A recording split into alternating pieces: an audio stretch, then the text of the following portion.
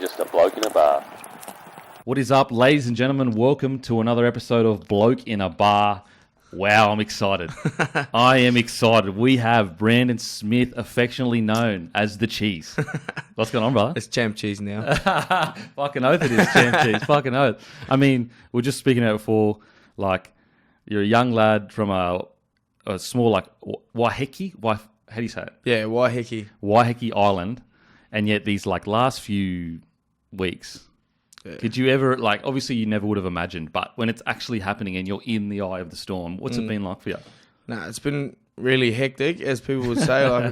Like I said to you before, I started like the grand final with like 53,000 followers, and then I don't know what happened in the 2 days after that. I looked at my account again, I had like 90,000, which is, It's been pretty crazy. I think I'm at like 105 now, and I don't want to be the guy that's about followers and shit, but my head was just like, fucking, what is going on? Mate. And the best thing about it is I didn't even have to do anything cool. I just had to get on the piss like any other player would and post it on Instagram and you know, have a bit of fun, and it all just came back to me. So I was it's been pretty crazy. It's been a tough 10 days.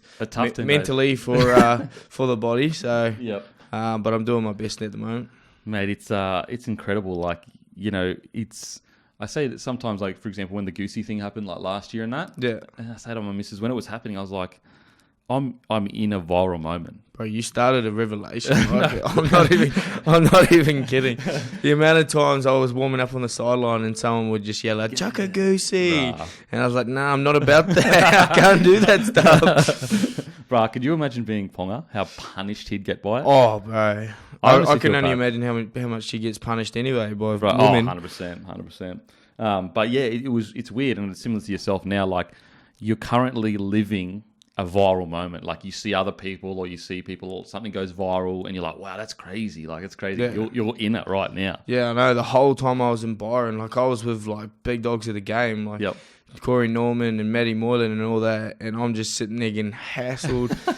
Not hassled, like, everyone was always nice to me and stuff, but the amount of photos I had to take, like, sometimes I'd go to the toilet, it'd take 5 minutes for me to walk back to the table, just because there'd be people asking me to, like, video call their kids and stuff. And I always have this policy, I never want to be that guy that says no to someone like that wants a photo, because it's honestly an honor to be like in this situation and be like, someone actually knows who I am and actually wants me to say hello to their kids because of who I am. So I always try to say no, but it was a bit tough sometimes in Byron when my head wasn't really on straight. So, but yeah, I still didn't say no, and we got a few good posts the other day, so made me look good for the Storm, so I'll take that. Mate, what's funny is I was speaking to Scope's punning yesterday, and he was like, and obviously Scope's been around plenty of big names and that, and he was giving you a rap. He's like, mate, I couldn't believe how well he handled it all, like better than I've seen most people handle it. Like, you handled your piss really well, like you had enough piss, but you could still interact with fans. But I'm totally of the same mind, bro. Like, even if sometimes I get a bit worked up and like, fuck, I just want to, like, you know, chill, I take a step back and go, fuck, you know how lucky I am to, like, have people that actually want to talk to me for, like, just because they like me. And that's it, dude. Like, Scope was getting more publicity than most of the other boys as well. Just really? Scope's Punter Club, like, I think there was these 6 girls that just came up to us like, "Hey, SBC," and we're like, "What the hell?" But he's doing. He's a good follower, and it was good to meet him, because, bro, like, I felt like I've known him for years. Yeah.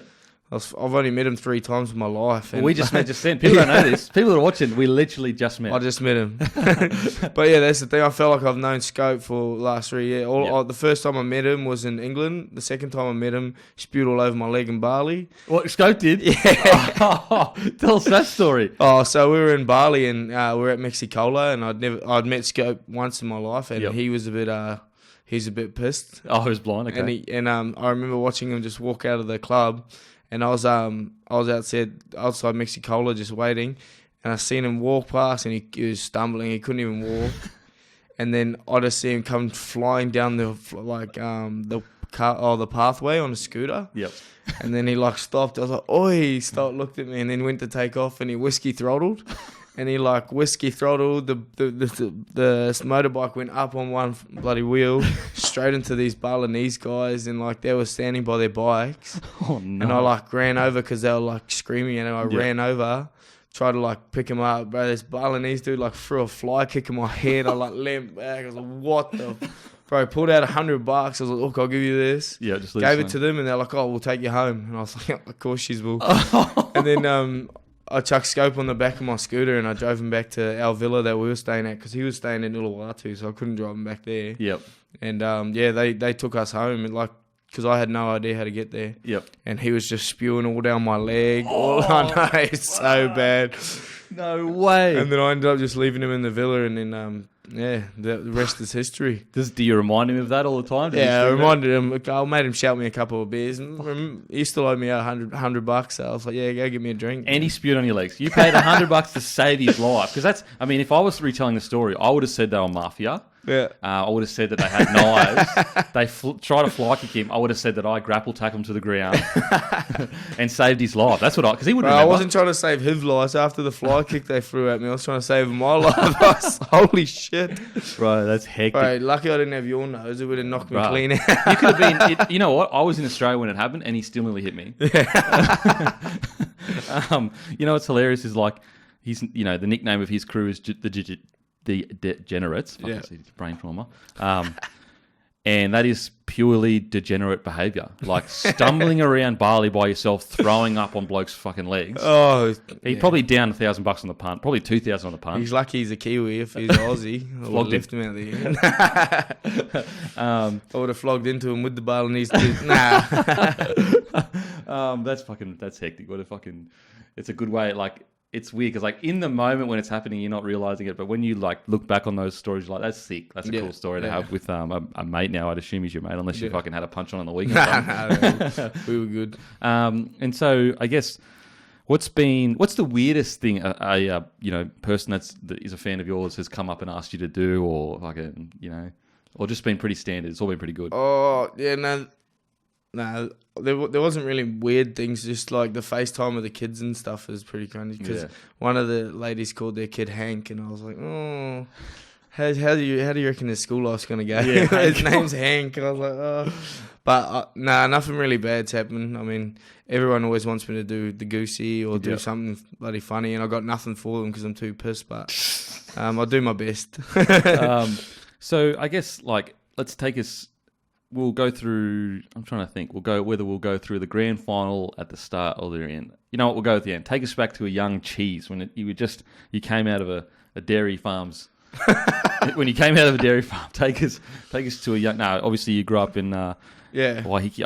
I'm so nervous to say like Māori names in that because I fucking don't know how to say it properly. But you obviously grew up in Waiheke Island. Yeah, that's exactly how you say it. Yes. Yeah, I grew up there. I was born May 31st, 1996. I was born in 19 Haureki Road on Waiheke Island, so I didn't get born in a hospital or anything. What? You weren't born in a hospital? Nah, I was just born in the living room. What? By design, as in like it was intentional, like like it was intentional. Like so, she didn't just like her water didn't break, and they're like, we can't make it to the hospital. No, it wasn't. On Waiheke, it would be hard to go back to a hospital because there's not really like a where you can give birth place on Waiheke. So how what's the population? Like 8,000. 8,000. So it's a small. But in summer, it's like population's like 30,000. Oh, because it's just tourists and that. Yeah. So did they choose? Like, did your mother choose to have you at home for cultural reasons or anything like that, or just? No. I don't know why she chose to have me at home. Maybe she couldn't get to a hospital or anything. Like, my missus, they tried to get to a hospital. Yep. From Waiheke. And they jumped in the helicopter and they had to stop the helicopter, and she was born in like the airfield at Waiheke Island. What?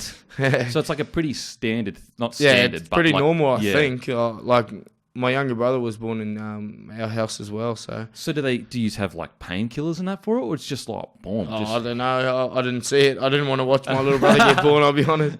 But so you haven't asked your mum so she just did it all natty, just like boom. Yeah, Bro, no wonder you're tough. It was the worst thing ever when I was in the lounge room when my little brother was getting born. Oh. Was she screaming? Some serious scenes, man. Mate, as you would be. I don't know how women do it, honestly. We complain about getting a head knocked. Bro. They bloody have kids come out of it. Yeah, I know. No wonder you're bloody so tough. You were born out of a lounge room. Okay, so growing up, you always played footy, or was it union? Or? Yeah, no, my parents hate. Oh, my dad hates union. Like, hates oh, really? Yeah, he always calls them softies and all that. No way. That's I always wanted to be like play union, not because like I liked it, just because I wanted to experience like everywhere in New Zealand. There's majority of the schools and stuff are union based. So and All Blacks is like All Blacks is the one. It's like a religion. Yeah, exactly. But I started playing my first rugby league game when I was 3.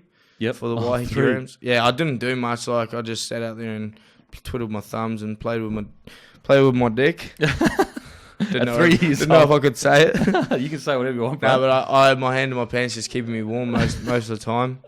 But I was always tiny too as a kid, like so small. And then I kept progressing through the grades, and like I always had to play up a couple grades when I played in Waiheke, because obviously it's a small club and stuff. There's not many teams like this. Probably like under 3s, under 5s, under 6s, and then it goes up to like under 14s and stuff like that. So, got to about under 9s, and then I had to start playing in Auckland. And so every day I'd finish school at 2:30, and then I'd go over with my mum or my dad on like the 3 p.m. boat. Yep. And then we'd catch the boat over, and then I'd train every Tuesday, Wednesday. So how long's the boat ride and everything? The whole thing, the whole trip. Like the whole trip. Well, I'm probably getting home at like 8:45, like on the 8:45 boat, or the 7:30 boat if we're lucky. Yep. So I don't know, probably like a 6-hour like journey, like. Fuck. So 3 hours there, 3 hours back. Pretty much. Like it's just a half an hour boat ride, but then you got training, and then you got taxis back, and then do that. And I did that with my parents till I was about 11 or 12, and then from there I just started doing it by myself because I knew how to do it now. And so you would have been like 12, 13, 14, 15, and you would have been making that 3-hour or 6-hour round trip pretty much. So I think I started doing it when I was about 12. Yep. And sometimes my coach would pick me up, and sometimes like I'd catch train or catch bus or do something different. But it was pretty good because I got to like learn the whole public transport system really easy. Like I was catching a boat, a train, a bus, or getting picked up like every Tuesday, Thursday. And it was the best ever because I got to meet so many like different people because I played in a couple of different clubs when I was little. Yep.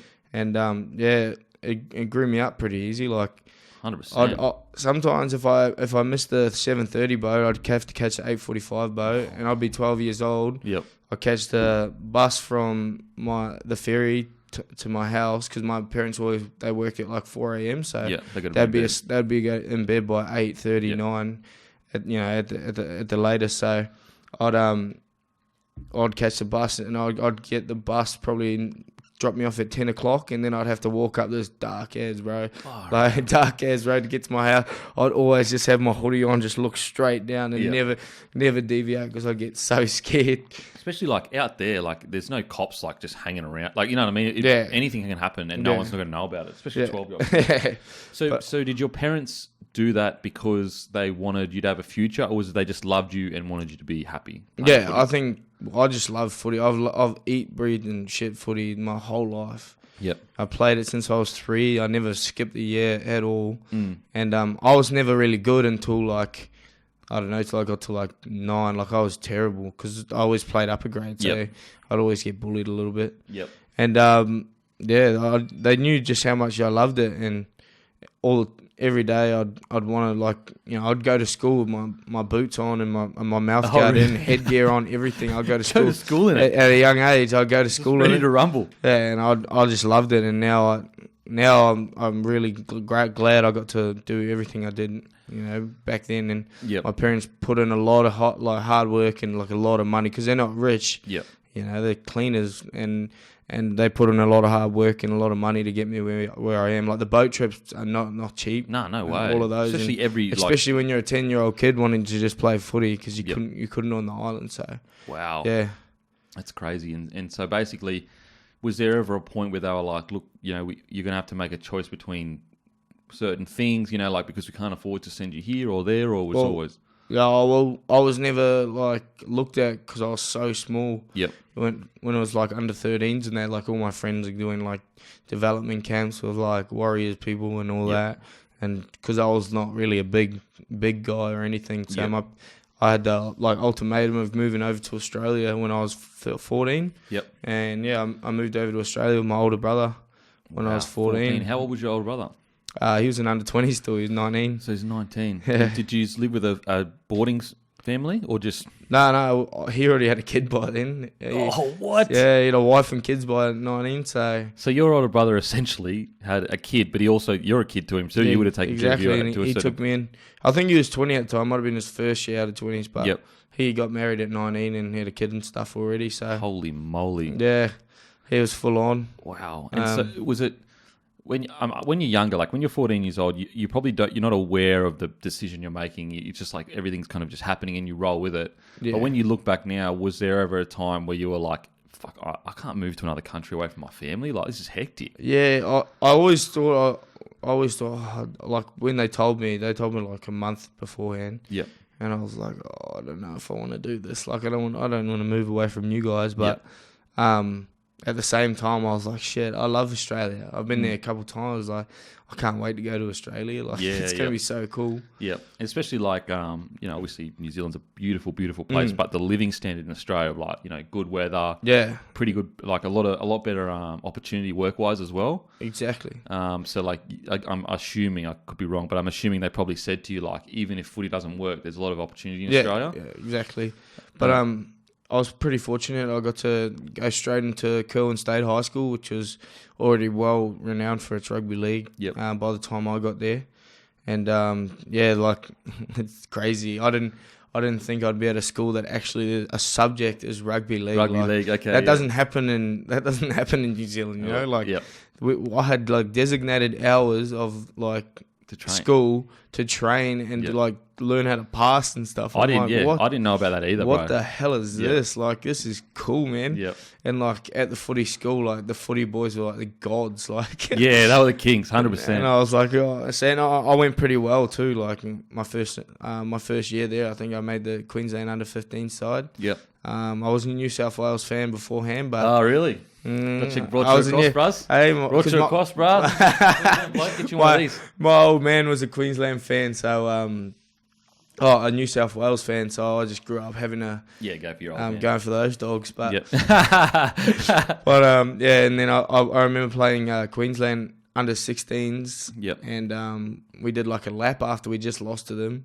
And the New South Wales fans were just like spraying us. And we were like 15 years old. Like 15 years old. I was like, fucking hate these guys. Fuck these guys. I'm never going to support them. That's fucking crazy. They fucking spraying 15-year-olds. Yeah. That's how good. It's kind of good too, like that's how deeply the passion runs. Yeah, kind of thing. Exactly, bro. I never knew how like crazy Origin was and how much it meant to like Queenslanders and stuff. Like even when we were in under 16s having the meetings and stuff, and like we had like proper connection meetings, and like the boys would speak and just start crying about how much they like love, playing for Queensland, and I'm sitting there going, "What the fuck? What's doing up from New Zealand? This is crazy." Well, it's funny because I grew up till I was like 17 playing soccer, and even me was I knew what it meant to be a Queenslander. Yeah. And there was nowhere near, like there was a little bit of a rivalry in soccer, but nowhere near what it is in rugby league. Yeah. But that's how deep it runs in Queensland of like, chip on your shoulder, the little brother. Yeah.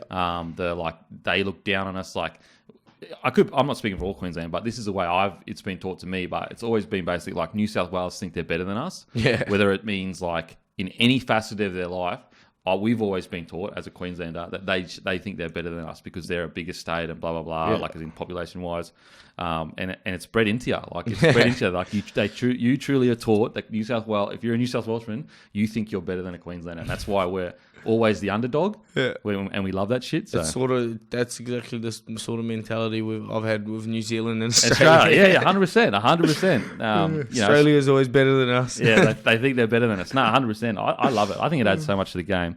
Okay, so you come across, you start playing really well for. Do you live in Brisbane, North Queensland, or? Yeah, I lived in Townsville. Yeah. Not a bad place. I don't mind Townsville. Yeah, Townsville's good, especially for me coming from like such a small place. I didn't want to be in the big smoke like Sydney or something. Yep. So I transitioned to Townsville real easy. Yep. Got a missus in like a week. Of course you did, bro. You're the cheese bar. You were the cheese. I lost her in like a week as well. So Shit. Breaking hearts, bruh. Did she leave you or you leave her? Nah, I left her. Oh, that's what I'm talking about, baby. Of course I left her. Okay, so you playing decent footy, and was it just the Cowboys that came knocking, or was there other clubs that were Nah, it's just the Cowboys. At the time, it was just the Cowboys under 16s. Yep. After that under 16s game and making the Queensland side and that, they gave me one of their like development contracts. I think it was like $2,000 for the year or something. Yep. But it was, at the time, I thought it was bloody cool. Like, I came here to do this, and it actually happened. And you get the, you know what? It's the gear. Yeah, bro. Honestly, that's it. they could have paid me $50,000. It was the gear that was just like confirmation of everything I've worked for, and I'm wearing the fucking gear. Yeah, it's the best ever. 100%. There's this little yarn going on that Chico and stuff were making fun of me on the thing. I remember I was with my older brother and I walked into Michael Morgan's room. Yeah. And like I thought he was the man at the time. I was real young. I was like grade 11 still. And I put on some of his gears and I was taking a selfie. Oh, in Michael Morgan. Bro, he walked in. He's like, "Are you right?" I was like, "Oh shit." So I started laughing, and then I became the laughing stock of bloody the under-20s Cowboys and all of them boys. James Seguiara and that making fun of me. Blake Leary were making fun of me all weekend about it. So had he even played first grade yet at that stage? Oh, I don't know. I think he had played first grade, but it was a little bit embarrassing. But I just saw the gears and was like, "How good's this?" And you were taking selfies. And so he was like, "Mate, are you sweet?" Yeah, you swear. And I was like, "Oh shit!" Bro, that's fucking mad. That's bad. It was pretty embarrassing. It's still embarrassing when they were trying to tell the story in front of everyone. I just kept butting in, so they couldn't. Just keep ruining the flow of it. But yeah, going on from there, I was grade 12. Still the same. I was a little shit though. I started. I can imagine. Yeah, started drinking piss real early, and fuck me, dude. like because I had my parents weren't there. No one to, and there was zero discipline. Like I acted dickhead at school, and like they'd ring my older brother, and what's my older brother gonna do? He's still a teenager. Honestly, exactly. What's my older brother gonna do? He's not gonna tell me to do anything. So I think the amount of times he just would change his SIM card so they couldn't like ring him would be ridiculous. God. Yeah, and then I just kind of went on a rip and tear. I started hanging out with heaps of like weirdos, or not weirdos, but different people that weren't in the footy scene. Yeah. I started like not hanging out with so much mates and like my footy team at the thing, because they weren't as loose as I was, and I was trying to hang out with the cool people at the time. Yeah. And just a few misdemeanors. Like I went through about 7 or 8 homestays, like different people, because my older brother had to move to Mackay to play because he got sacked from the Cowboys. Fuck. He got sacked for a bar fight, and he got sacked from the Cowboys, so he moved up to Mackay to play for the Cutters, and then the school found me like heaps of homestays, but I think I went through about 7 of them. And so that was just keep bound. Yeah, they just kept saying, "Mate, we cannot have this kid. It's too fucking dirty." Yeah. So because I just would never come home and stuff. Like I'd go. I loved being around my mates, and I still to this day I do. Like I love hanging around the boys every day. Like if I could, I would. Yeah. And so the bubble was good for you. Yeah, exactly. My missus came, and it was hard for me to find time for her. Like she'd be doing uni a lot, but I'd just always want to be like with the boys and playing cards and playing the games, and she'd be like, "You got to come hang out with me," and I'm like, "Oh, I know, but I'm with the boys," and like, "Yeah, but they're all single," and I'm like, "Yeah, you're right. You've got a point there." Yeah, you're right. Fuck, that's hilarious. Okay, so basically, you went down the path of what every adult tells a younger player to go down, pretty much. Like you don't hang out with the people that are drinking all the time. You're supposed to be an athlete. You've only got so you went through 7 homestays. They all kicked you out. At what point did it become a situation where you were like, someone either said to you or the Cowboys said to you, like, if you don't fucking pull your head in, you're gonskis? Well, they did sack me. Like, they tore up my 20s contract the first year. I didn't even like start training with them. Wow. It was the last one was I got locked up I got arrested when I was like 16. I was still in grade 12. There was just a big party, and one of my mates got in a fight, and then the cops the cops were being a bit aggressive with him, and I like ran over and like pushed one of the coppers. Yep. And he just like pepper sprayed me straight away. I was like, oh fuck. Oh my God. And then I ran away, and I got away. Yep. I ran away, but then I came back to the party, and the coppers came back. And they grabbed me straight away and chucked me in the back. And in the back was my other two mates. So I was like, oh, this is all right. I'm with the boys again. And then, they locked me up in their cell with this random old bloke. And then I think, I was still 16 at the time. And this old bloke just stood up just on a concrete floor. This old bloke just stood up and just started pissing everywhere. And I was just trying to dodge him. He's just like swaying around the room, trying to bro. There's like a toilet, there's no walls and everything, and he was trying to get in it, but he was missing it. Bro, I just started kicking the door as loud as I could. Get me out of here! Get me out of here! And then they opened up the door and they sent me into another room, and one of the boys was in there already asleep, and I was like, yo, this is the one. And he had like a mattress and everything. I was like, this is bullshit. I was just on the fucking concrete floor, like getting pissed on. After that, 3 days later. So you stayed in there for 3 days? No. Okay. After that, I had to walk home. I had no phone or anything, no charge. God. I had to walk home. So it was just a night? It was like a 3-hour walk. Oh, my God. Head noise? No shoes on, jeans on. Oh, yuck. In Townsville as well? Yeah, hot as fuck. Far out. So how long did you stay in the cell for? Just a night, but I didn't have a caretaker that was legally allowed to come in and just grab me out, so I had to wait until they would just let me go. Fuck. Were they, sympathetic at all? Were they like... Yeah, they were sweet after it. Like, they knew I didn't do really too much wrong, but the Cowboys found out about it. Yep. And then they got me into the boardroom. I was like 16, 17. They got me into like the boardroom, and then they had like a little conference thing in there. And they had my parents on the phone. Oh, fuck. Yeah, and it was Michael Luck, Kevin Marty, and... I'm not too sure who else was in there, but yeah, they just had my parents on the phone, and that probably rattled you the most. Yeah, that was the worst. They had my parents on the phone. They're like, "Look, I'm sorry, we're gonna have to terminate Brandon's contract." Yeah, and I just remember my mum was crying and my dad, and I knew I was a dumbass already, but my mum and dad were just crying, and my dad was like begging them not to rip my contract up and that, and they were like, "Oh, it's already done." And then I had to move to Brizzy. My brother was playing for Wynnum Manly at the time in Brisbane, and I moved to Brizzy, and I just kind of stayed on that same path of just going like a bit mad. And so that didn't even wake you up, really? Oh, well, I just thought that was it. Okay. You know what I mean? I thought footy's over. I thought I've made my life decision up. Like, the path has already been set. So I did that, but like what I was always good at is like I was always good at backing up like a night on the piss. Like you ask anyone that I went to school with, like if I got on the piss that day, next day would have like a training like a training sesh. I'd go out there and I'd out train most people. You know what I mean? Like I'd always have that in me. And like when I train with the Storm and that, it's still the same. Like I train with like as much intensity as I have when I ran out there on the field. And I think that's what Bellyache really likes about me. So he kind of like, he could see that you had issues that need to be sorted. Like, you know, you can't be drinking every night, blah, blah. But he also saw the toughness in you in the sense of like, even though he's made that stupid fucking decision, he still turns up and gets the job done kind of thing. Yeah.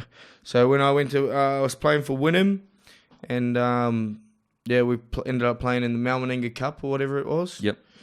And I played for like 7 games, and ended up getting I was playing hooker, which is weird because I usually played lock for my school and everything. But I played hooker and I got like top try scorer of the comp and won Malmaninga Cup Player of the Year. Fucking hell. After like that just happened, and then Cowboys rang me up and they were like, we're keen to re-sign you. Because Michael Luck was one of the guys that said they had to terminate my contract, but he also had a really good bond with me. Like he really liked the way I was. Yeah, he really liked the way I was and the way I trained and stuff like that. And then that all happened, and they rang me back up about 6 months later, said, we want to offer you another 20s contract. I was like, you fucking beauty. Yeah, really? And then that's when I had that second chance that I probably didn't deserve, to be honest, but my footy did the talking, and I just done my best to do whatever I could to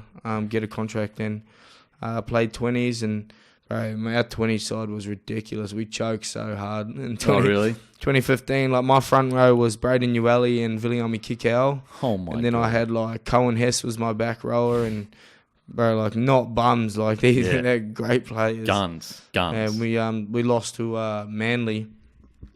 in the semis where Nico Hines kicked the field goal to beat us. Hines. And now I'm playing with him. So. Does he rub it in every chance he gets? Yeah, a little bit. What a dog. And he's good looking too, which pisses me off. Yeah, no, Heath Ledger. Yeah, fucking hell. But, yeah. And then in 2016, I got the call from my parents because they were talking to my manager and they said the Storm want to sign me. Yep. And I was playing hooker at the time. I was pretty like, shut your lips, I'm coming. Yeah. Like, didn't matter really? what happened, really. I was like, they offered me like a 3-year contract. I was like, there's no way. I'm not going there. Like, I know. So as soon as they were like, they're keen, you're like, Cam Smith's there, boom, I want to be there. And I felt like I owed Cowboys something. Yep. Because they gave me that second chance that no other club probably would have. But I was like, Cam Smith, Billy Slater, Cooper Cronk, shut your lips. 100%. Honestly. Yeah, 100%. Like, I'm coming, and then, there's not many players that love footy, that truly, like, love the game. If you get a call from the Storm, you're listening. Like, you're absolutely listening. And it was a decent contract. Like, I thought I was happy with that. I was like, really? That's pretty cool. Like, so you're stoked with that? How everything happened, I was stoked. And so basically you went to the Cowboys. How were they? Were they a bit like, oh, mate, like we kind of, we've got something for you, we don't have got something for you? Or yeah, well, that was the thing. I would have stayed maybe if they offered me a 3-year contract, but they only wanted to give me a 2-year contract. Okay. And like I wanted the security of a 3-year one. Yeah, when you're young, absolutely. Exactly. And then, the Storm, they couldn't match it, so I just said, well, I'm going to the Storm, and they were okay with it. But yeah, and then 2017 was the real testament to like how I had to be as a rugby league player. Right. Because I mean, you would have gotten by off your natural mental toughness and I guess your ability just to like love footy. Like even though you're doing stupid shit, you'll turn up and play. But you go down to Storm, they got standards, so it's not about fucking how good you are. You got to meet that standards no matter what. And so, what was the first time when you got down to the Storm where you were like, I don't know, like this is heck, like when it fully hit you that I'm in the Storm now? Oh, I don't know if it just fully hit me, but just like going into training and seeing like a locker, like all the lockers and stuff, just going, holy shit! Yep. Like I'm right there. Yeah, that's Cooper Cronk. That's Billy Slater. That's Cameron Smith. I'm like, this is crazy. Yep. And bro, the first year Chambers was there, he would just ride me like no tomorrow. Like if I left old school, bro. If I left like a wet pair of shorts on the ground, boom, he'd just pick them up and go, who the fuck are these? Hey, you think you're fucking better than the club? And just spray me the whole time. And that went on for a fucking year straight. I'm not even kidding. Every opportunity he got, he'd just spray me. And now we're like this because of it. Like, well, yeah, for people listening, it's not because, like, I mean, obviously some of it is because he wants to fucking give it to you. Yeah. But then the other side of it is there's standards. Yeah. And there's a club. And he's like that guy that he makes sure the young guys know that they're the young guys. They're like, he makes sure they know that, like, we won't accept this little shit. Yeah. And then now, like you said, everyone thinks he's just being a dickhead, but now he's just the nicest bloke ever to you. And, like, everything. Now he's riding the other younger blokes. Well, he's not anymore, but he was. You just watch it how he does it to people and just how he sets the standard for other players. And I don't leave my wet training gear around anymore. 100%. I bet you when you see a young fella as well, you're like, bro, pick that shit up. Like you can't disrespect the club. Like it's all the little things. And from my understanding, Storm is actually one of the last clubs to still have that old school mentality of like senior players. Like obviously it's changed a little bit. Like when I was coming through, and it was when Will was coming through too, it was ruthless, bro. Like they would fucking, like I'd walk in and Hodjo would just be into me. But it wouldn't be about anything I did wrong. He'd just be into me. Yeah. Like just like, you're a fucking bum. Like you're fucking one call from me to the coach, you're out of the side. Shit like that. And I thought at the time he was being mean, but it was just like testing to see if I was going to be a soot cunt. Yeah. And not actually just be... that's exactly what it is. And like anyone that says like, oh, you're the young player is just as valuable as the old player, that's full of shit. That never, no way. That never happens. And us young boys at the Storm, and if you're a young boy, you know the hierarchy. Like you're cleaning the changing rooms after, you're doing all that shit that, that you don't want to do, but you will because you respect like each and every one of the players that have been here before you that have all gone through it. Like Cam will get up and tell stories about how Danny Williams used to fucking just treat him like shit and really just instill that hierarchy and it's what makes this like the Storm so good. Like, yeah, I agree. and we respect the hierarchy. It's not like we're gonna sook about it or anything. Yeah. But yeah, no, I totally agree. I've had like heaps of conversations. People listening to this podcast would know is that like there's some people that love the new school. I am a fan of the old school of like respecting the people that came before you, respecting the tradition, understanding what that jersey means. Why are you playing? Why are you willing to hurt yourself?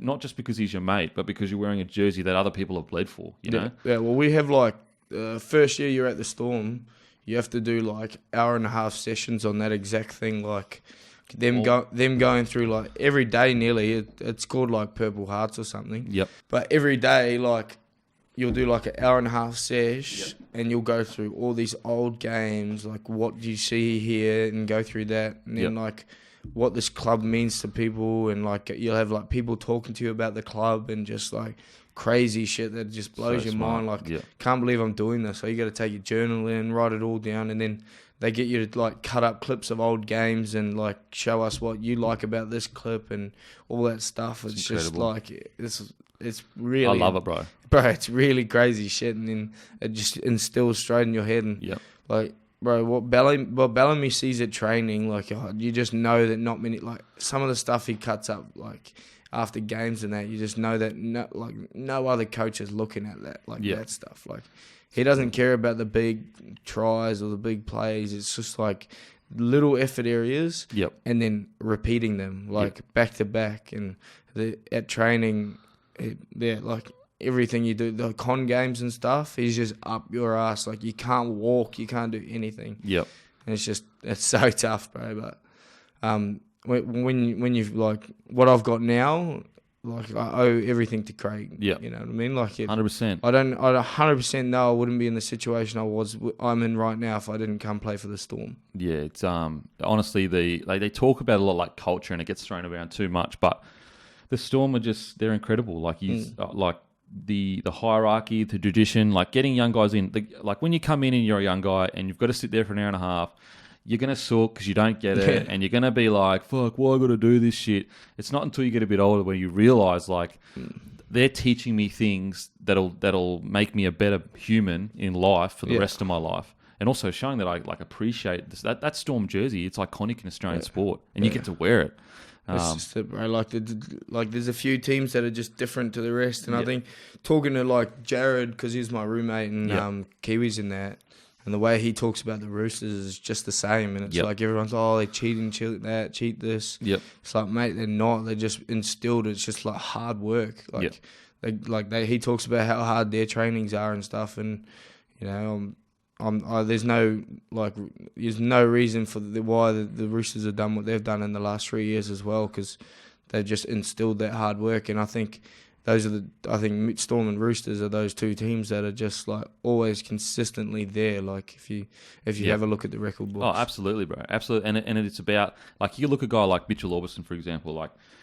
So many people don't understand what he offers to a club, and he's like that older statesman that all of these values to the younger fellas coming through, he instills. That's how important he is, and Storm and Roosters get it. You look at the Broncos, like, we lost all of our older players. We struggled because there was no one, obviously we had Darius, but that didn't work because, like, Seaball and Darius clearly didn't get along because he stepped out of the senior playing group. Like, you look at this club with this great tradition that struggled because it didn't have older blokes to show the younger blokes, like, this is why we do this. Like, this is why we fucking put the jersey on and blah, blah, blah.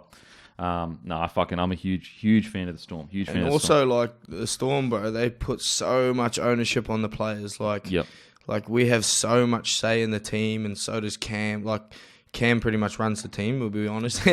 He's got the footy, bro. He said, my first year is just crazy, bro. Like, we'd have a team meeting. I haven't played in the team or anything, but have a team meeting, and then you just get Billy stand up, and projector, just start pointing out all this stuff. And then you get Cam up, he's just going, oh yeah, what about this? And then you get Coop, you're sitting in the back screaming out this. Like this. And it's just like poetry, emotion, just going, they're just picking apart at teams, like play by play, and like just doing bro, it's crazy. Like, listening to Billy Slater talk about rugby league is literally poetry. 100%. It's ridiculous. I love his commentary on the weekends, and Cooper Cronk when he breaks down games and that.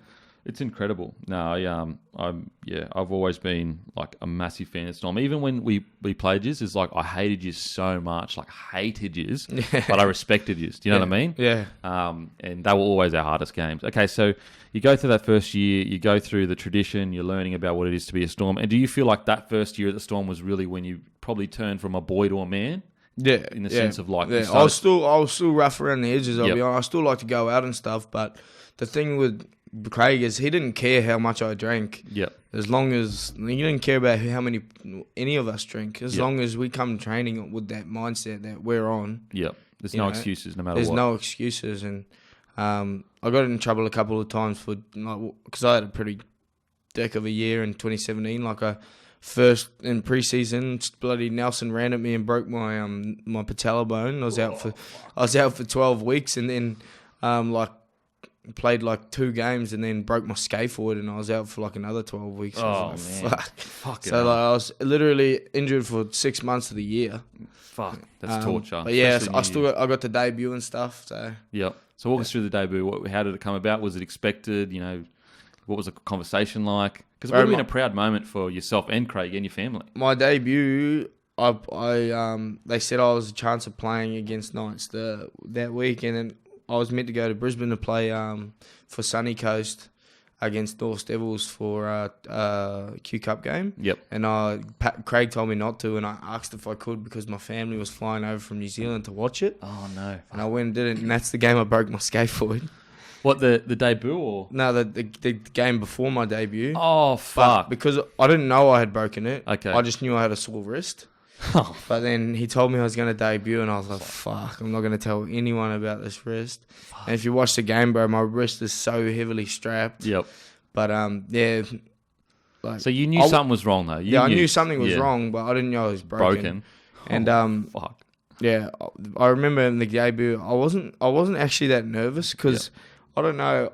I was sitting on the sideline just like super excited because I don't know whether it was because the Knights were last on the table and I was like, yeah, we're already winning. But I knew when I got out there, I was just like, bro, I've been playing since I was 3 to be in this position. Like, I should not be nervous. Like, And then I remember going out there, and as soon as I got out there, I made a tackle, and then everything was just normal again. It was just like another game of rugby league. Yep. You kind of like, before you get out there, you kind of feel like they're going to have this like superhuman strength or something. Yeah. You know what I mean? Yeah. And then you get out there and you're like, exactly, it's a game of footy, bro. Like they're the same, they're a human being. Yeah. That's it. Okay, so what was the, I guess, conversation with your dad, your mum? Because like they know like how close you were to fight. I mean, you lost it all. You lost it all. You lost your contract. You know, you had to get Player of the Year to fucking get a crack from one club. No one else, you know, offered. I assume no one else offered. What was the conversation like with the family and everything?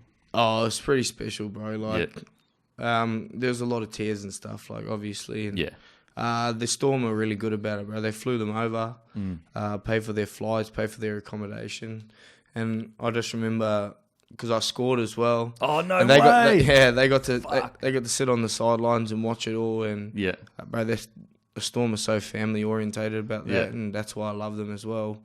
And just to see their faces when I was running out in the warm up and all that, it's just unreal, bro. And I stayed with them at the hotel and slept on the couch. Like, oh really? Right, yeah. The night before or not after? No, the night after. I was going to say, fuck it hell. You're a madman. The night before your debut. But yeah. What was it like when you pull that jersey on for the first time? You know, like that's the real when you're like looking down, going, this is crazy, bro. I can't even explain it because it's like, I worked all my life to get to where I am, and like this is finally like it's happening. Yeah, but So that's 2017. You made your debut. 2017, you get named in the New Zealand national 20-man squad. Yeah, that was the Canberra trip. Well, I didn't play or anything. But you got named in the squad. Yeah, I got named in the squad. And like a proud Kiwi lad, like fuck. Were you just like, I can't believe how good this year's going, bro? It's been pretty cool. Like the come up of my whole journey has just been so quick, and just getting named in that squad and just being around all the boys. Was Benji in that squad, or he wouldn't have? He wouldn't have been back yet. No, he wasn't in that squad. Who's someone that you saw in that squad and you're like, bruh, this is hectic, man. Like fucking such and such is here. Oh, like Sean Johnson would have to be one of them. I watched him all through juniors play against my older brother and stuff. Oh, and really? Just like I saw his whole come up. Right, Actually, when I was younger, one of the race we used to play inside these race courses. There's like a field in the middle. Yep. And I remember I got lost. I couldn't find my family or anything. I was like 6 years old. And I remember Sean Johnson came over, found me. What? Yeah, I swear to God, Sean Johnson came over and found me at this race course. Took me to find my parents, and I was like, oh, what the hell? And then now he's out there representing New Zealand, absolutely killing it. Yeah, and I just will never forget his face. Or did he come over and help this 6-year-old cheese just wandering around, going, what the fuck's doing? Oh no, it's weird as, but yeah. People don't realise like. John, like I've spoke to him a few times, but he's like a really nice guy. Bro, he's the best. And he's like a superstar. He's the best. He's just, because he's so good, he cops so much scrutiny, but crazy. You've never met a guy that's nice, I like. He's like I saw him like probably 10 months ago at like some kind of night, and like some kind of like careers night, like for players after footy. Yeah. And I couldn't believe how many questions he was asking in such a humble way. Yeah. And I felt like saying like, bro, I feel like literally saying, bro, you're Sean Johnson. Do you know you're Sean Johnson, bro? Because like, but that's how humble he is. That's the kind of person he is. Yeah, bro. Like my first like time hanging out with him, like he's invited me to cafes and we were playing cards together, and I was just mind blown, And yeah. But it's funny because, like we said, with the hierarchy that the Kiwis doing, it's probably a lot worse. Like that. Oh, really? Hierarchy. Bro, when we went over to England and that, I'd just be sitting we would be sitting at the table, have no cards, and then they go, youngest, go get cards. I was like, yo, sweet. I'll just have to drop my coffee and go run straight to a store and grab the cards and stuff like that. So yeah, but I loved it. Like I love doing that. I think it's the way. Obviously, I get that times have changed and like you know, you can't be as ruthless as they used to be. Like I mean, I've got issues still from how ruthless they were. They fucked me up, but it made me way stronger, like way stronger. So I do believe in that hierarchy thing. Okay, so 2018 rolls around. You win the World Club Challenge. You were part of the squad 2017, but did you play in the grand final? Nah. Okay, so you didn't play in the grand final, but you're part of the squad, so we'll claim that. I think I played 3 games. Okay, well that's a premiership ring. Yeah, that's so right. You're on number 2 now. Yeah, you're welcome. Okay, so 2018 rolls around. You know, you just continue progressing. Really, you can continue progressing your career, and you guys make the grand final. What was that? I guess the whole year kind of felt like, but also specifically the grand final. You know, you made it all the way against a team that was red hot in the Roosters. You know, what was that year like for you? Oh, the grand final was a whole like different experience for me, man. It was so full on. Yep. Like I'd never been a part of something like that. Like just having to do so many signing sessions and so many of this, so many of that, and then just so many people around for that grand final. Yeah, it was pretty hectic. And I remember we gave each other's shirts out the day before the game, captain's run. So we presented like each other's shirts, and it was really an emotional thing, And I think that zapped like a lot of mental energy out of us. Oh, really? It was just that sad and that emotional, and bloody oath. And just like drains it out of you. We scrapped it this year because we said that we were like, oh really? Well, we think that it might not work. Like it might work for some people, but I think it doesn't work for others. So you want to pent that up. Yeah. You want to have that in the game, so you're just like, exactly. Not release it all. And I thought it was a great decision. Yeah. And I just remember that the game just got away from me before it even started. Like I went. We were on the bench with Christian. I was on the bench with Christian Welsh, and within like 5 minutes, the Roosters had scored, and I didn't even get on till the second half, and it was like 16-0. I was like, "Okay, it's hard." This sucks, Yeah, fucking oath, bro. But just going on to feel like that, and they were just on. Red hot. You could just tell they were on. Played like their best game all year. Pretty much.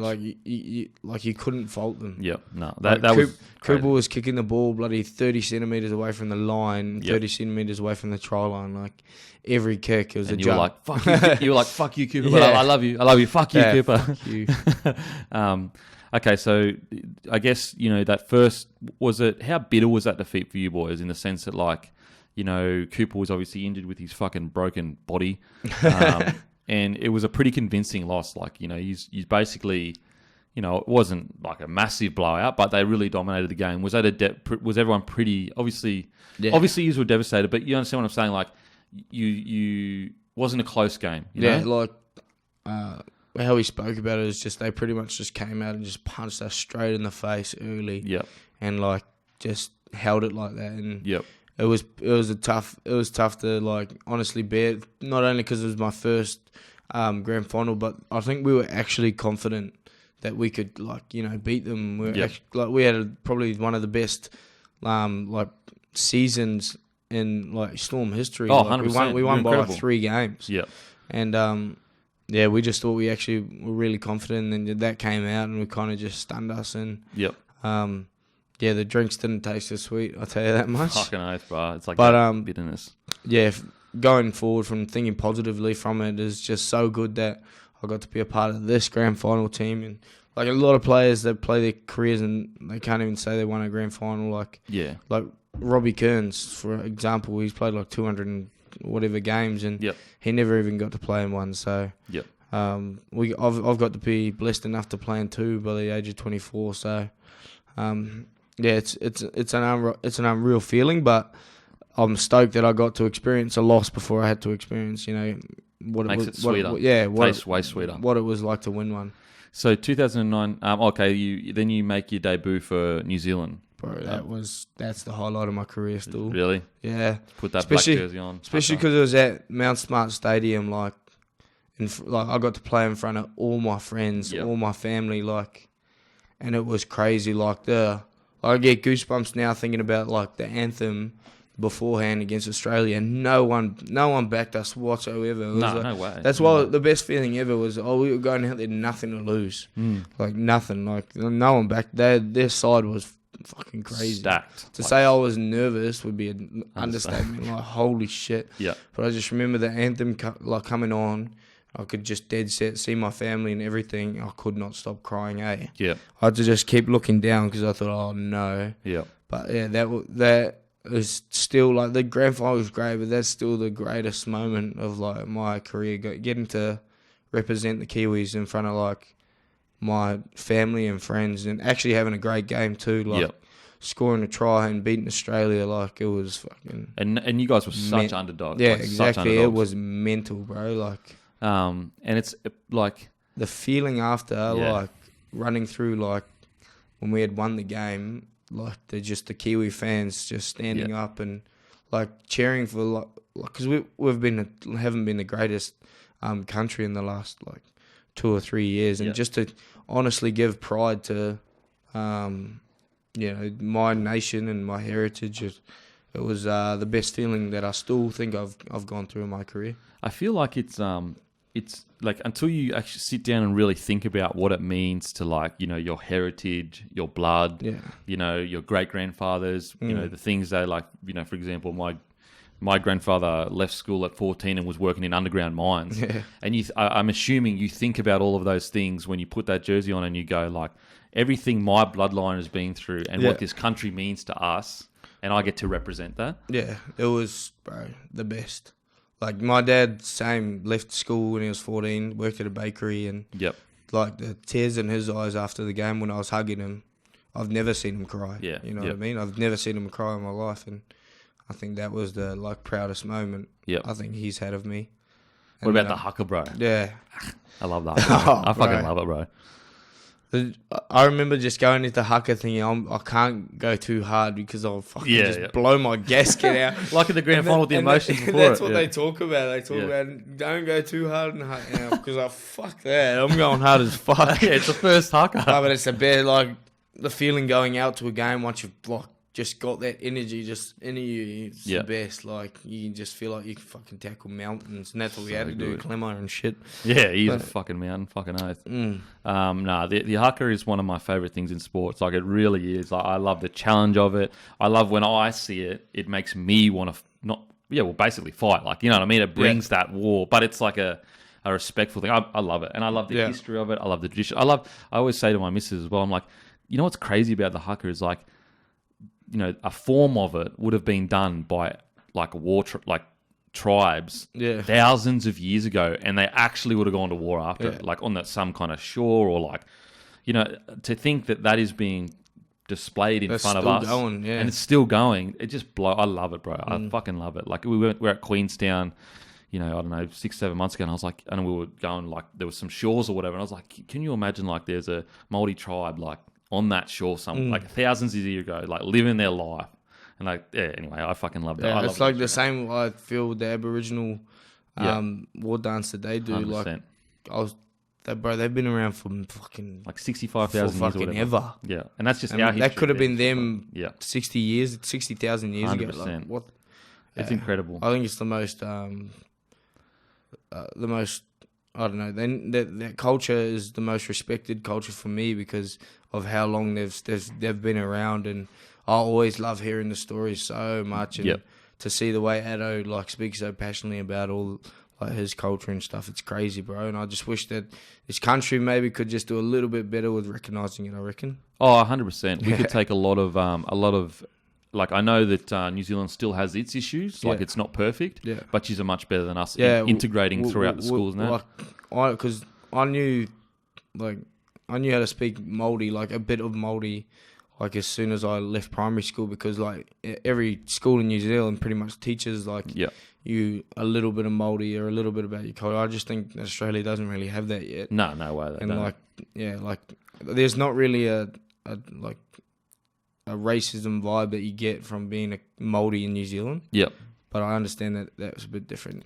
Well, it's education. Yeah. Like you fear what you don't know. Yeah. And so like if we followed New Zealand's footsteps and had like treaties and integrated it better in the sense of like this is their culture, let's respect it, but it doesn't take away from white Aussie culture. Like I love Australia. I love white Australia. Yeah.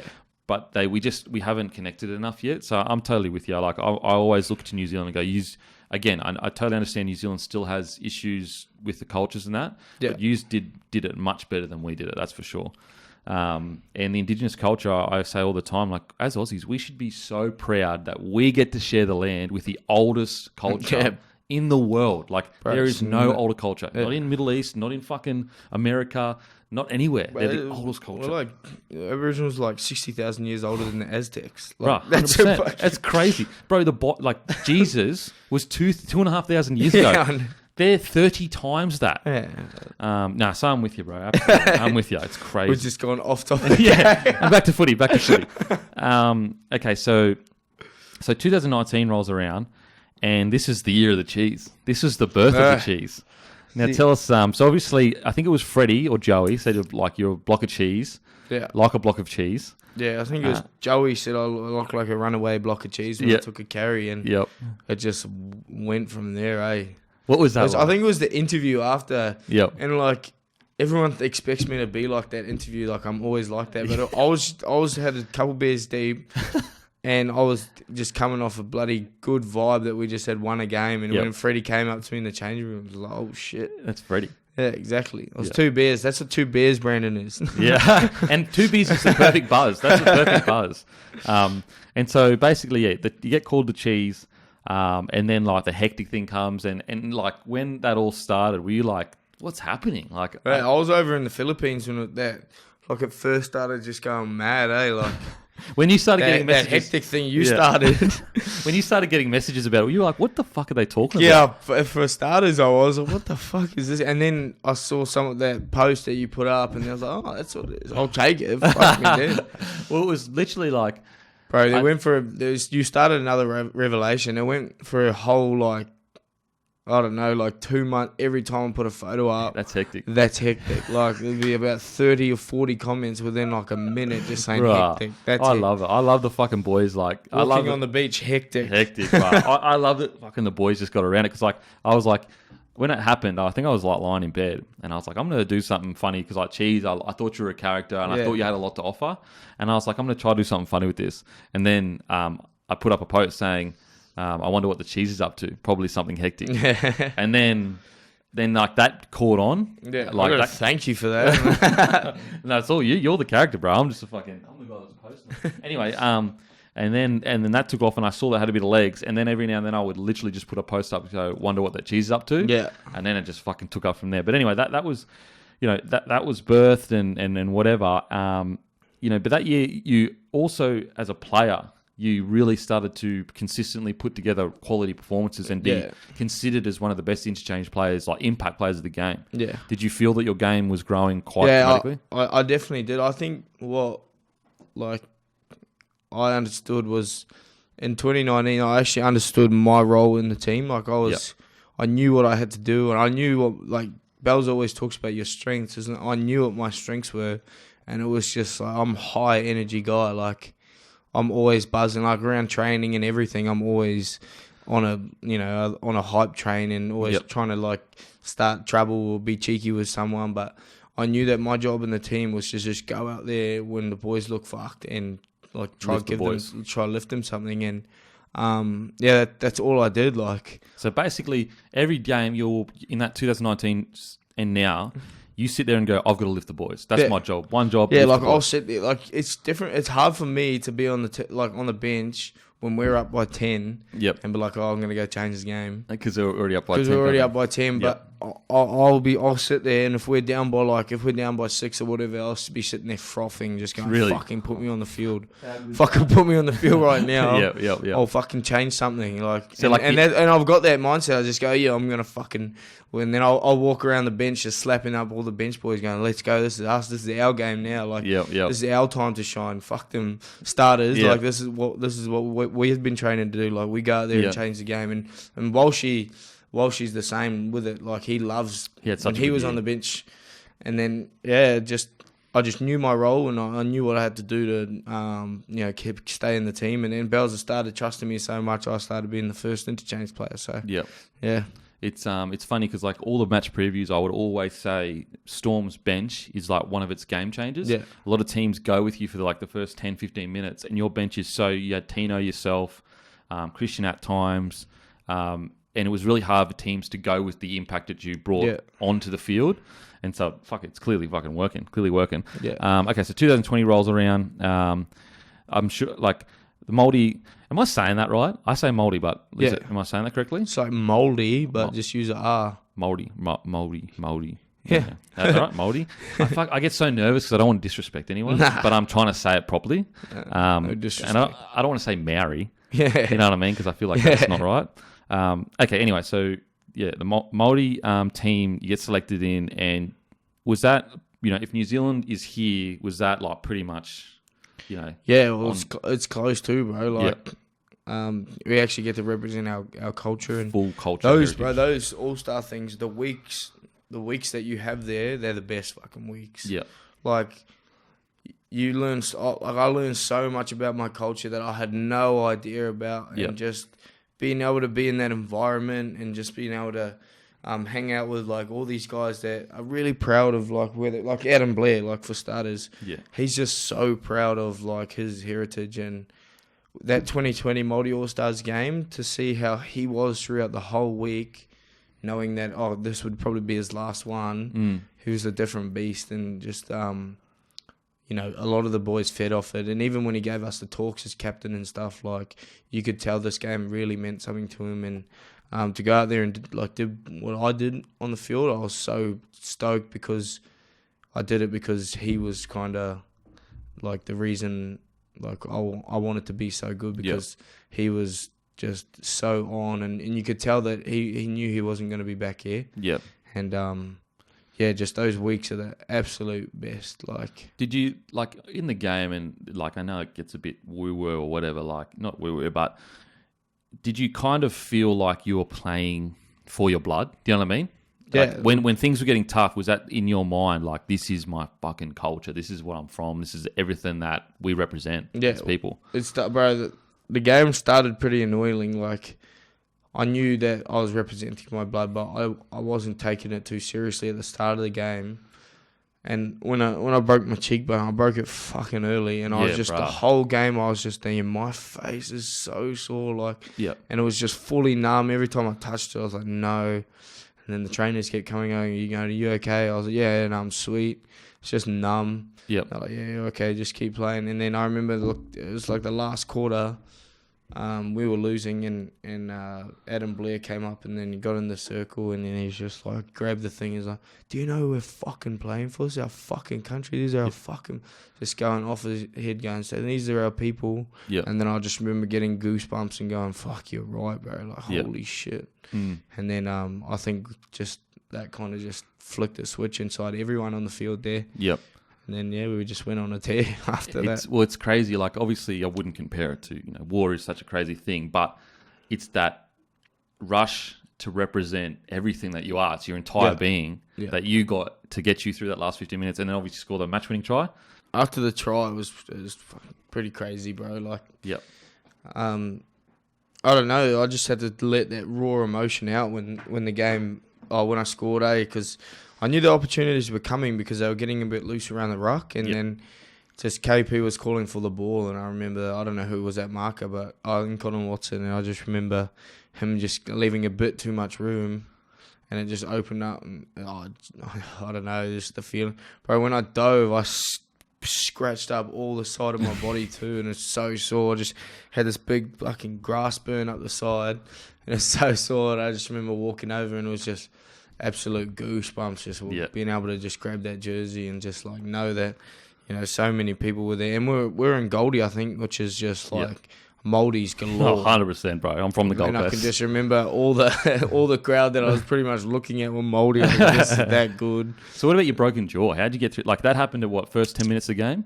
Oh, the Moldies game? No, I broke my cheekbone. Your cheekbone. It happened this, like 2.5 minutes in. 2.5 minutes in. Did you know it was broken? Were you like, this is broken or not really? Nah, because I'd never experienced something like that. So I just thought Adam Blair was the one who did it, actually. Oh, no way. I was on the ground and he came down, his elbow just went boom straight in my eye. Yep. And I could feel it, but every time I touched it, the whole face was numb. But when I pushed it, it was so sore. Ugh. But then I just thought I won't think about it. And then I just didn't want to lose that game. And then Dellen going off, I told him, nah, we're not losing this game. I told him, I got you. We're not going to lose this game. I promise. Blah blah blah. Yep. So just. It's just an example of just your emotions taking over your body. I couldn't feel my face. I couldn't think about my face whatsoever. It was just raw emotion just took control of me. And we ended up winning the game, and it was just it was a good feeling, and the drinks were really good after that. Okay, so fast forward through this year, you have a fantastic year again. Get to the grand final. I had you winning. I thought you were going to win quite comfortably just due to your experience. But, walk us through that grand final. That first, people don't realise, your guys' defence in that first 40 minutes was unbelievable. Bro, I was thinking the same. When we had a video sesh midweek, and it was all just about the last game we played them, and we played shocking. Oh, really? I remember I was watching and going, we left so many points out in that game, and Jerome Hughes wasn't even playing, and neither was Edo Carr. So I took a lot of confidence out of that meeting. I didn't know if we were going to win, but I was hoping we were going to win. Yeah. But then the boys go out in their first 15 minutes. They put up 10 points, and I'm going out on the field already up. I remember just standing on the sideline waiting to get on. Yep. And the boys were just defending set after set on the line. Yeah. Just stopping every child. Crazy, holy. Bro. We had a mentality of called mongrel dogs. We want to be known as mongrel dogs when we're in defence. And I just saw when I was watching that defence, it felt like they were a bunch of mongrel dogs. And yep. We got that saying from one of the All Blacks. So. Oh, really? Yeah, it's pretty cool. Fucking oath, I love it. Fucking mongrel dogs. Yeah, going on the field, I had so much more confidence, knowing that we're already up. Yep. And I'm on, compared to when the Roosters just took that game away from us. Yep. I felt like we did the same to Penrith. Yep. And just. Was there any game plan specifically around kick pressure and getting, because you guys seemed specifically in that game shoot out the line more than you normally did. I mean, I could be wrong or reading into it. I think we just wanted to start. We wanted to start the game real well, and we want to start real fast. And because usually that's what Penrith do to other teams. They just control the field position, just kick the corners, and we just wanted to do that to them. I remember speaking to Matty Johns. He was drunk 3 days before the game, and I was like, "Look, how do you beat Penrith?" And he was drunk. And he just went on and on and on. Oh, really? Just would not stop talking. What was he saying? Oh, he was just all this random stuff. Just saying that you have to do to them what they're going to do to you. You have to go straight through their middle, kick to the corners, line speed. Just you have to do exactly what their mentality to you. You got to do it to them. And he said, even if you're on the short side, make sure you look like you're getting the ball. You need to zap that little bit of energy out of Brian To'o. Yeah, he may not come up at all, but just that mental energy, the thinking that you're actually going to get the ball on the short side, it'll go a long way in the in game. And he's pretty much a genius. He was a bit drunk, but people don't realise, like, Matty John's obviously the funniest bloke in rugby league. Yeah. He's the GOAT media personality easily, in my opinion, and he'll always be the GOAT no matter what. But his footy brain is smart as fuck. Right, he'll talk on and on. I'm staying at his house now, and he'll break down anything you want. Yep. And it's incredible to hear him speak about it. But yeah, just going back to the game, it was it was so cool. And I thought I was doing heaps of stupid shit too, like uncharacteristic things, and Smithy was spraying me out on the field. In that second half, you all were. I was like, just fucking get to your kick and you win the game. Bro, what are you doing? We were all doing the stupidest shit, and we were up 26-0. I think we knew we could get away with doing like stupid shit. Yeah. So what was Cam saying in the huddles? Because the camera went on you all, and he brought you all in, and he was doing these ones. He's pretty much just doing what you said. He's just going, "What the fuck are you doing? We just got to get to our kick. Yeah, that's all we got to do." And then I remember getting pulled off, and I was just like, "Fucking hell, we are blowing this as much as we can." Yep. But did you ever feel like they might claw their way back in? Like, bro, I thought they were coming for sure. I watched that. I don't know what game it was, but they came back like last. I think it was the Para game, and they've definitely done it before. Where they've come back from like 20 they've come behind. back from the depths, and I was like, "Holy shit, bro! They're coming back, and they're coming fast." And I was like, "This is a real team we're playing. This isn't fucking This isn't just anyone. Like they're the minor premiers for a reason." Yep. And I was a little bit nervous, but when I got sent off, I sort of knew that we were going to win. It's like 3 seconds, and we have Josh Adokar. When Cam kicked off, I remember Josh going to me on the side, "There's no way they're scoring." Really? Yeah, and he was like, "Bro, if I have to run 130,000 metres in the back line to stop someone from scoring, he will." Really? And that's just like one of the traits that Josh has. That's ridiculous. Fucking oath he does. Bloody oath he does. Like when we were playing the Maldives game, we made 100 line breaks, but because you got Fergie and Josh just coming from either side, it's impossible to like score off a line break. Yep. And it's just a trait of who he is. But so the Fox was just like, no matter what, I'm not going to score. Like that's just like, I love hearing that shit. I love hearing. Okay, so you win, siren goes, incredible win. What did Bellyache say to you? And was he like, "Boys, you fucking did it the hard way," or what? Nah, not really. Like he's just like, he's just like, "Fuck it, we won." Like, yeah. Like he's not gonna come and cry over spilt milk. I don't even remember if he talked. I don't know. I had a few beers, but I don't even remember if he talked to us about it. But just you could tell he was happy, bro. Like you could tell, and that's the best thing about it is that we won the game, and we won it for him because he does everything impossible to make us be in the position we are. And he gave us all the confidence in the world going into that grand final. And bro, the feeling after it, it was overwhelming, bro. It was like couldn't even speak to people. Like you just like, especially for me, like I've been playing for 21 years. For this exact moment, and I've done it. Like I've done it. It's bro. It was a weird feeling, just overwhelming. Honestly, so fucking good, bro. Nothing but enjoyment. Yeah, just pure like ecstasy, really. Bro, exactly. Yeah. And we partied. I was going to say, all right, so everything happens. You got the ski goggles on, all these pictures, and then the Champ Cheese speech happens.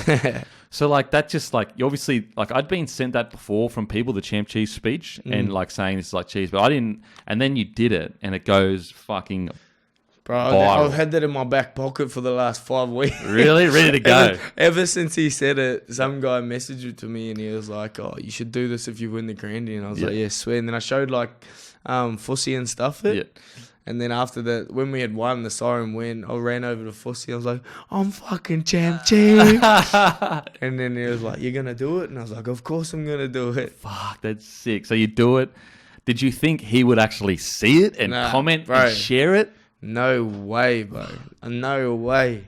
But that was a cool thing. Like all the cardboard, because I didn't see your post, and then all the card boys were coming up to me and, "Bro, Dion Waiters replied to it." And I was like, "Oh shit!" And he shared I'm basically LeBron's mate now. And he shared it, and so did another player. I don't know what his name was. Yeah, I forgot his name. But he's got like 1 million followers, like a massive player. And they shared it, and they loved it. And I mean, like, could your year get any better? Nah, that's it, bro. It's to be recognised by players like that, and like you don't want to suck their nuts or anything. But but it's still the fucking Lakers, bro. It's the Lakers. Just enjoy it. Like, you don't want to be this hero that's like, oh fuck, whatever. It's like, all right, bro. Like, you're the hero that doesn't care about anyone.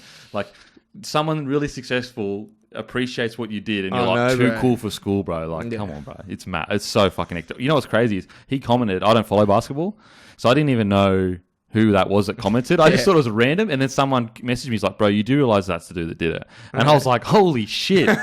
And yeah, it was all over the news and that. Like, so who won MVP of the partying, the Mad Monday and that? Bro, myself, I'd probably give it to Munster, honestly. Like, really? Like, yeah, I'm not going to vote for myself, but Jesse Bromwich is always a bloody... Oh, he's a little quiet one. Always a great contender. Like, really? He would have won the bloody Byron party.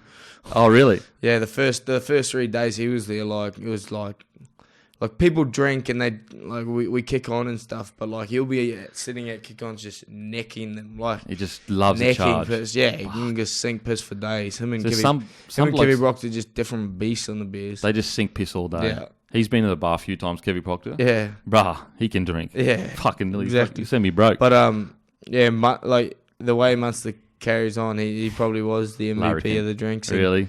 Yeah. Bro, he rang up someone from Queensland, tried to say, can I have, like, another day off? And I want to go. It was a legit call. That was a legit call, and I want to go to Byron for, like, one day, please. They're like, no fucking way. Because they knew he wouldn't come back. The taxi out the front that was meant to pick up the boys, he had to wait out there for like an hour and a half because Munster wouldn't go. Like, so was he still charging? He rolled up. We had a signing session. We both rolled up, no sleep. Both rolled up to the signing session. Mate, I missed about 100 jerseys. I have to come back, re-sign them all. Because, like, they were thin-ass jerseys, and when you flipped them over, you'd flip two of them. And, bro, it was such a punish. I had to go straight back all through it. So but, yeah, he was still pissed as, like, pretty much falling asleep at the signing session like that.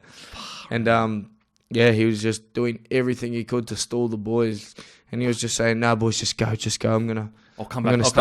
I'll come later. I'm going to stay. Far out. The Mad Dog Money. That's why they call him Mad Dog Money. And he was still in his bloody onesie, like pajamas looking things that he was wearing, like a floral outfit. Fucking hell, bro. Yeah. That's mad. I love hearing that shit. That's what literally footy's all about. Yeah. It really is. Really is. It's just funny because I just shared a photo of him, like, that morning, and we were still charging, and that was exactly a week ago. That's so sick. Makes me want to get on the And then he goes out there and does that. Last night, bruh. He's a joke. I've rated him so highly. Like, I think he's the most valuable player in the NRL. Ask all the boys this. Favorite rapper of all time. Favorite rapper? Yep.